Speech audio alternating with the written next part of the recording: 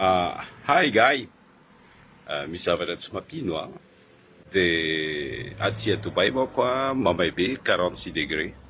De tonga atao tanànanay a ny tantely anankiroa mihitsy a, 2 colonies tonga na tantely.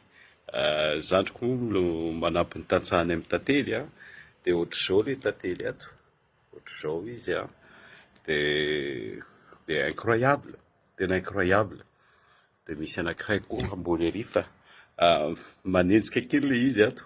C'est incroyable le izy a, incroyable mais vrai.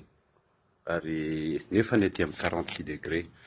De zay ny zavatra misy a. Zay sy Andiany ato a. Hi guys, c'est Roland manao an'izy ato a. C'est incroyable. Allez, tena Andriamanitra, matoa ny tantely tonga misy dika zay aty amin'ny désert aty fa zay tsy nino mihitsy nandeha tady sur internet zay neritreretinay hoe gepy le izy a, na Florent na takola paletsika, ay le izy tantely. Ok, tena Andriamanitra deo.